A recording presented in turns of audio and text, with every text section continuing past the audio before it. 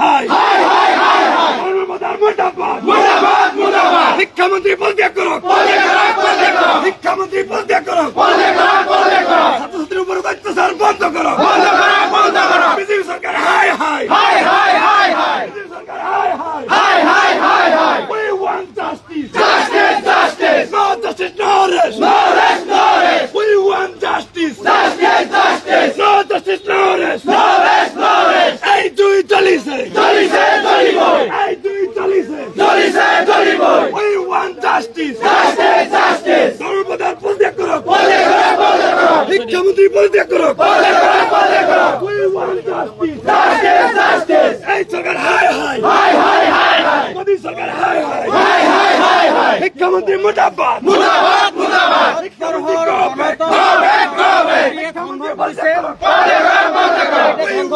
BJP ছাত্র আন্দোলন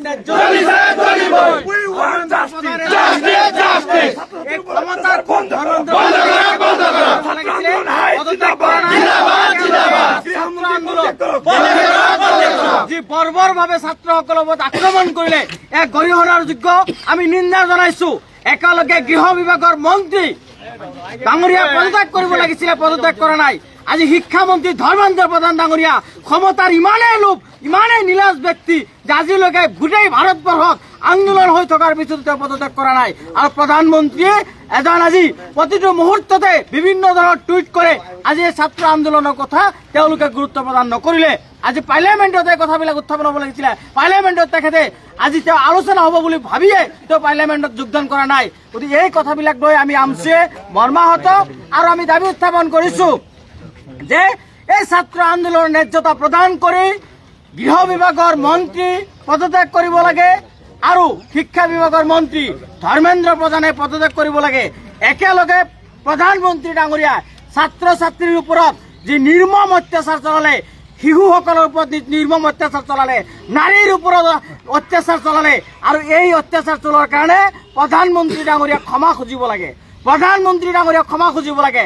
আৰু কোনোপধ্যে মানি লোৱা নহ'ব পদত্যাগ নকৰালৈকে যি গোটেই ভাৰতবৰ্ষত আন্দোলন চলিছে, যি ছাত্ৰ আন্দোলন, এই ছাত্ৰ আন্দোলনৰ প্ৰতি আমচুৰ সম্পূৰ্ণ সমৰ্থন আছে। আজি আমচুৰ প্ৰথম কাৰ্যসূচী আৰু যদি অতি সোনকালে আজি গম পাইছো যে ভাৰত চৰকাৰৰ লগত এই আন্দোলনকাৰী ছাত্ৰসকলৰ লগত আলোচনা চলি আছে। যদি ধৰ্মেন্দ্ৰ প্ৰধান পদত্যাগ নকৰে আমচুৰ এই আন্দোলন অব্যাহত থাকিব আৰু এই ছাত্ৰ আন্দোলন যি চলি আছে, ছাত্ৰ আন্দোলনৰ প্ৰতিও আমচুৰ পূৰ্ণ সমৰ্থন আছে। অনাগত দিনত এই আন্দোলন চলাই লৈ যোৱা হ'ব। বিজেপি সরকার হাই হাই, দিল্লি পুলিশ হাই হাই, আমচুর জিন্দাবাদ, বিজেপি সরকার হাই হাই, আমার দিল্লিতে প্রতিবাদ চলি আছে। এই প্রতিবাদের প্রতি আমার সমর্থন আছে, তার কারণে আমি বাংলাদেশ পরিধান করে প্রতিবাদ করেছি। কথা আমার এটাই, শিক্ষামন্ত্রী ডাঙৰীয়া ব্যৰ্থ হৈছে। ইমান ডাঙৰ এটা পৰীক্ষাত নিজে সকলো জালিয়াতি আৰম্ভ হৈছে, দেশত বহুত জালিয়াতি আৰম্ভ হৈছে। তাৰ মাজত যদি MBBS নীট পৰীক্ষা তাতো জালিয়াতি আৰম্ভ হৈছে। আপোনালোকে ইতিমধ্যে স্পষ্ট হৈছে, মানুহ এৰেষ্ট হৈছে। গতিকে শিক্ষামন্ত্ৰী সম্পূৰ্ণৰূপে পদত্যাগ কৰিব লাগে, তেখেত ব্যৰ্থ হৈছে। আৰু যদি পদত্যাগ নকৰে আমাৰ আন্দোলন তীব্ৰত হৈ আছে, সমগ্ৰ ভাৰতত তীব্ৰত হৈ আছে। যদি গাদী উফৰাব লাগে তাৰ কাৰণে তেখেতক আপোনালোকৰ দাবীসমূহ কি কি? আমাৰ দাবী ছাত্ৰসকলে যি মানে শিক্ষামন্ত্ৰী পদত্যাগ দাবী কৰিছে পদত্যাগ হ'ব লাগে। আৰু ছাত্ৰ ছাত্ৰীৰ ওপৰত যি দিল্লী পুলিচে বৰ্বৰতা দেখালে, গৃহমন্ত্ৰীয়ে তেখেতৰ যি মানে দাদাগিৰি দেখালে, ইয়াৰ ওপৰত ন্যায্যতা পাব লাগে। ছাত্ৰ ছাত্ৰীৰ ওপৰত এনেকুৱা ধৰণৰ বৰ্বৰতা বন্ধ হ'ব লাগে। অন্যথা এই আন্দোলন তীব্ৰতা সমগ্ৰ ভাৰতবৰ্ষতে সকলো মানুহ কিন্তু ৰাজপথত ওলাই আহিব। তেতিয়া গাদী এৰিবলৈ সাজি থাকিব লাগে। ঠিক আছে, থেংক ইউ। গোটেই ভাৰতবৰ্ষৰ শিক্ষাৰ ব্যৱস্থা তেওঁক চলাব দিয়া হৈছে। গতিকে সেইজন ব্যক্তিয়ে কেনেধৰণে শিক্ষা ব্যৱস্থাটো তেওঁ আগবঢ়াই লৈ যাব সেইটোৱে আচলতে মূল কথা। গতিকে আমি সকলোৱে আজি ইয়াতে ওলাই আহিছে যিসকল আৰু গোটেই ভাৰতবৰ্ষৰ মানুহে, বিশেষকৈ যুৱ সমাজে তেওঁৰ হেৰি বিচাৰিছে, পদত্যাগ বিচাৰিছে। আৰু অতি শীঘ্ৰেই বিজেপি চৰকাৰখনে, কেন্দ্ৰীয় চৰকাৰখনে তেওঁক পদত্যাগ দি নতুন এজন দক্ষ ব্যক্তিক এই মন্ত্ৰীত্বৰ দায়িত্ব দিব লাগে, যাতে শিক্ষা ব্যৱস্থাত নতুন এটা পদ্ধতিৰে আমাৰ মানে যুৱ সমাজক আপুনি ক'ব বিচাৰে শিক্ষামন্ত্ৰীৰ পদত্যাগৰ পিছতে এই যি আন্দোলন, সেই আন্দোলন সমাপ্ত পৰিগণিত হ'ব বুলি? শিক্ষাৰ ক্ষেত্ৰত বহু কম কৰিবলগীয়া আছে। যেতিয়ালৈকে আমাৰ শিক্ষাৰ গোটেই ব্যৱস্থাটো যেতিয়ালৈকে মানে ফলপ্ৰসূ নহ'ব, আমাৰ কাৰণে যদি মানে উপযোগী নহ'ব, তেতিয়ালৈকে এই আন্দোলন অব্যাহত থাকিব, চলি থাকিব। We want justice! We want justice! এই জয় চলিছে, জিন্দাবাদ শিক্ষামন্ত্রী পদত্যাগ করা দিল্লি পুলিশ হাই হাই দিল্লি পুলিশ হাই হাই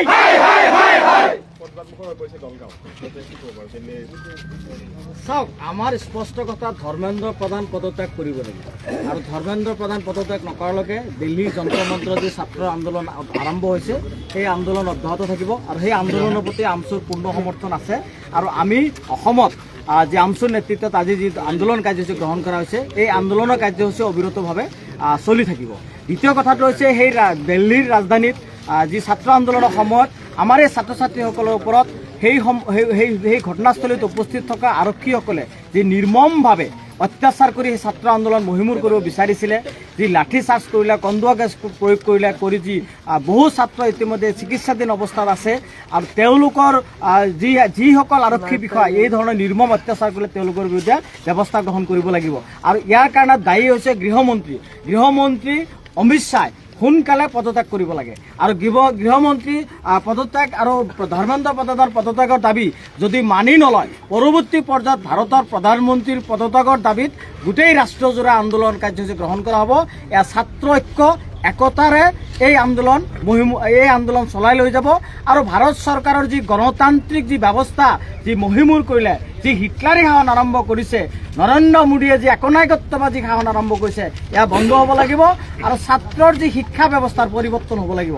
শিক্ষা ব্যৱস্থাৰ যদি পৰিৱৰ্তন নহয় তেতিয়াহ'লে আমি সকলো ভাৰতবৰ্ষৰ ছাত্ৰ ছাত্ৰীসকলে ঐক্যবদ্ধভাৱে ভাৰত চৰকাৰৰ বিৰুদ্ধে ব্যাপক গণ আন্দোলন গঢ়ি তোলাৰ যি পন্থা আৰম্ভ হৈছে